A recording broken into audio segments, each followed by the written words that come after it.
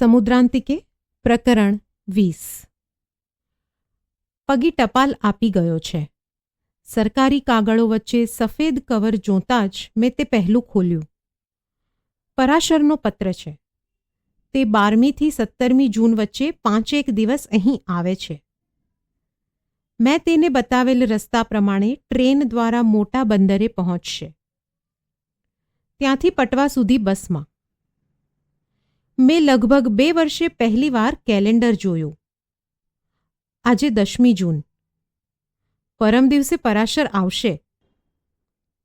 પગી, મેં સરવણને બોલાવ્યો. કાલે રાત્રે પટવા ગેસ્ટ હાઉસમાં રહેવું પડશે. તમે સાથે આવજો. પટવાથી ગાડું કરવું પડશે. અને પરાશરનો પત્ર ફરી વાંચવા બેઠો. બીજા કાગળો તપાસતો હતો ત્યાં શામજી મુખી આવ્યો. આવો મુખી. કોણ જાણે કેમ પણ ખેરાનો આ મુખી મને માન ઉપજાવે છે. મોટી મૂછો, માથે પાઘડી, વિશાળ આંખોમાં દરિયા જેવી શાંતિ. કેમ આવવાનું થયું? આ પટવે જાતો તો તેથી હું આય તમને મોઢું બતાવતો જાઉં. શામજીએ કહ્યું. આ ઉનાળો ઉતરેલા પાછા વળે એની વાઈટ જોઈશ. વરસાદ તો ઓલો 2 દી પડ્યો પછી કાંઈ કળાણું જ નહીં. ઉનાળે ઉતરેલા એટલે મને બહુ સમજ ન પડી. અહીંયા જમીનું ખારી. વરસાદ વેળાએ ઉગે પછી કાંઈ ન પાકે. ઉનાળો બેહે ને અમી હંધાય દખાદે ગુજરાત ઉતરી જાય કામ ગોતવા. તે પેલા વરસાદે પાછા વળીએ. ન્યા લગી ગામ ખાલી. કોક રેય ગલઢેરાને સાચવવા. ક્યાં જાય બધા? એ તો પોટલા બાંધીને હાલી નીકળવાનું. પટવેથી બસું મળે. જ્યાં જવાય ત્યાં વયા જાય. તમે પણ જતા હશો? હુંય જાઉં. ઓણસાલ નથી ગયો. મુખી ક્યાં અને કેવા કામે જતો હશે? કદાચ કોઈને ત્યાં ભાગમાં ઉનાળું ખેડ કરતો હોય તેવું હશે. એ સિવાય આટલા ટૂંકા ગાળાનું કામ કરતા હોય પણ શું? માથે પોટલા મૂકીને ખેરાથી પટવા સુધી 7-8 માઇલનું અંતર ઉનાળાના સૂર્ય નીચે આ ખારા પાટમાં શી રીતે પાર કરતા હશે આ લોકો? હું ધ્રુજી ગયો. ઢેર ઢાંખરનું શું થાય? ગાયું ને ઢાંઢા મિત્યાળે કે વારારૂપ આપી દે. જીને છત હોય ઈ રાખે. ઢાંઢાથી ખેડ કરે ને ગાયુંનું દૂધ પીવે. પાછા આવીએ તઈ લઈ આવીએ. સરવણે મુખીને પાણી આપ્યું. ઓટલા પાસે જઈને તેણે મોં ધોયું. પાણી પીધું. થોડીવાર બેઠો. સરવણે તેને ચા બનાવી આપી પછી તે ગયો. વરસાદ ખેંચાઈ રહ્યો છે તેવું હજી નથી. જૂન આખરે કે જુલાઈના પહેલા અઠવાડિયે આવતો વરસાદ અહીં સમયસર ગણાય. પહેલો વરસાદ જૂનની શરૂઆતમાં 2 દિવસ પડ્યો તે વખત પહેલાનો ગણાય. પહેલો વરસાદ જૂનની શરૂઆતમાં 2 દિવસ પડ્યો તે વખત પહેલાનો ગણાય. બપોર સુધી મેં રિપોર્ટ તૈયાર કરવાનું કામ કર્યું. ખેરાની જમીનો લગભગ મપાઈ ગઈ છે. તેના નકશા ગોઠવ્યા. નમતી બપોરે નૂરભાઈ આવ્યો. આજે અચાનક મુલાકાતીઓ. આ કચેરીમાં અમસ્તું તો ભાગ્યે જ કોઈ આવે છે. રિટાયર થવાનો ઓર્ડર આવ્યો છે. આવતા જ નૂરભાઈએ કહ્યું. અરે, મને આંચકો લાગ્યો. નૂરભાઈ, તમારે તો ગ્રીન બેલ્ટનો ચાર્જ લેવાનો થશે એવું મેં માનેલું. તમારું ખાતું જ ગ્રીન બેલ્ટ પર વાવેતર કરશે. અચાનક મને સબૂર યાદ આવ્યો. હું તેને ચાહું છું કે ધિક્કારું છું તે નક્કી નથી કરી શકતો. રૂકમી પાણાનું તેણે શું કર્યું તે જાણવાની ઈચ્છા છે અને નથી. અવલે તે દિવસે કહેલી કડવી વાત યાદ આવતા મને સબૂર અને તેના પાણાને ભૂલી જવાની ઈચ્છા જ થાય છે. ઈ તો કોક આવશે બીજો, નૂરભાઈ બોલ્યો. અને ગ્રીન બેલ્ટની વિગતો તેણે નકશામાં ઝીણી આંખે જોઈ. હમણે તો છોકરા પાસે જઈ આવું ને થોડો ટેમ્પ ડુંગર પાર જંગલમાં જાઉં જ. બસ દૂધરાજ જોયો નથી જોવો જ. ડુંગર વાહે કેચ કે કદાચ જડી જાય. ત્યાં હજી જંગલું ખરા ને? તેણે નર દૂધરાજનો જર્જરિત ફોટો ઝરી ગયેલી ચોપડીમાંથી બતાવ્યો. પૂંછડીમાંથી કમાન વળીને નીકળ્યા હોય તેવા લાંબા પીંછા અને માથે વળાંકદાર કલગીવાળું આ પંખી ખરેખર મનમોહક રૂપ અને છટા ધરાવતું હશે. પણ નૂરભાઈ આટલા પક્ષીઓ જોયા પછી પણ ઢળતી ઉંમરે એક ન જોયેલા પક્ષીની શોધમાં ડુંગર પાર જંગલોમાં રખડવા જાય તે મને વધુ પડતું લાગ્યું. ત્યાં કાંઈ ઓળખાણ પીછાણ ખરી?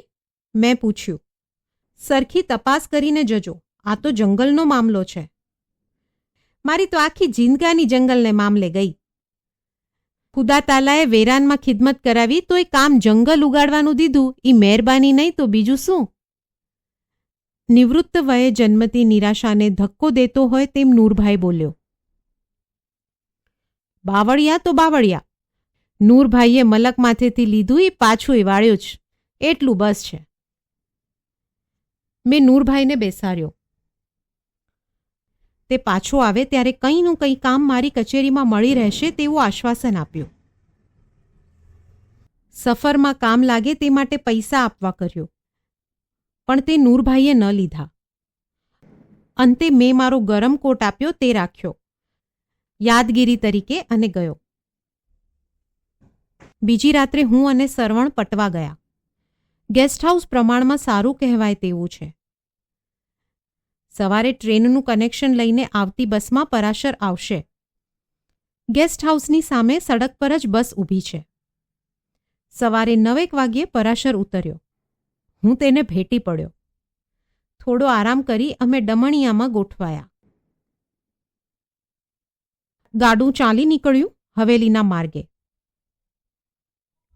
વીણા કેમ ના આવી? મેં પૂછ્યું. તારો કાગળ વાંચીને એને મન તો બહુ થયું, પણ અંતે ન આવી. પિયર ચાલી ગઈ. અમસ્તી જ બા પાસે. આવી હોત તો મજા પડત. પણ એ છે જ વિચિત્ર વીણા. વીણા નામ તો ખોટું પાડ્યું છે, મેં રીસથી કહ્યું. એક દિવસ જે પ્રદેશ મને પોતાને અળખામણો લાગતો હતો તે જ પ્રદેશમાં આવીને મારા મિત્રો રહે તેવી ઈચ્છા આજે મને થાય છે. ધરતીનું આ જાદુ છે. કદાચ માયા કહેવાય છે તે આ જ હશે. ગયા 2 વર્ષોમાં તો હું નગરવાસી મટીને આ નિર્જન ઉજ્જડ વગડાનો વનવાસી સામુદ્રિક બની ગયો છું. આજે પણ મેં વીણા સિવાય કોઈના ખબર ન જાણ્યા. ન અમારી કોલેજ કાળની ટોળકી, હોસ્ટેલ સમયના મિત્રો કે ન મારી પુરાણી નોકરીનો સ્ટાફ યાદ આવ્યા. મેં બસ મારી જ વાતો કર્યા કરી. પરાશર ગાડામાં આડો પડ્યો સાંભળતો રહ્યો. કેટલું એ બોલી રહ્યા પછી મેં પરાશરને પૂછ્યું, બોલ, બીજા શા સમાચાર છે? બસ ચાલ્યા કરે છે. બધા તને યાદ બહુ કરે છે. ખાસ તો બધા ભેગા થઈએ કે સંગીતના જલસા ગોઠવીએ ત્યારે અચૂક યાદ કરે. પેલો નારાયણ સ્વામી, મેં એક મિત્રને સાંભળ્યો. હજી પ્લેબેક સિંગર થવાના સપના જુએ છે કે પછી છોડી દીધું? એ તો ઘણો આગળ નીકળી ગયો. પોતાનું મ્યુઝિક સર્કલ બનાવ્યું છે. હવે આપણે ત્યાં બહુ દેખાતો પણ નથી. મારું મન સરખામણીમાં પડ્યું. મહિને 1.5 મહિને થતા મેળાવડા, પિકનિકો, હું ત્યાં કે અહીં વધુ સુખી ક્યાં હોઉં તે નક્કી ન કરી શક્યો.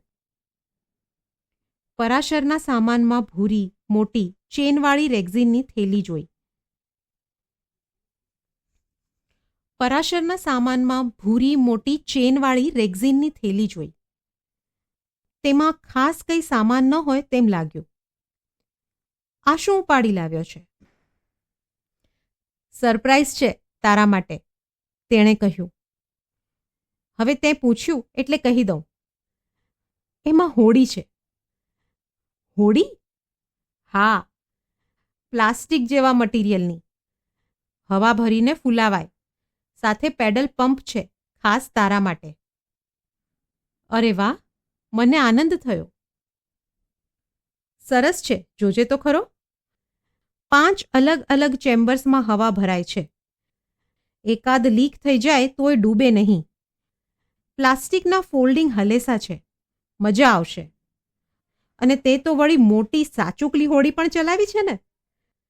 પરાશરે મજાકના સ્વરે કહ્યું. આ હોડી તો મારાથી પણ ચલાવી શકાય તેવી છે. એને હોડી ચલાવી ન કહેવાય, એ તો સમય જુદો હતો.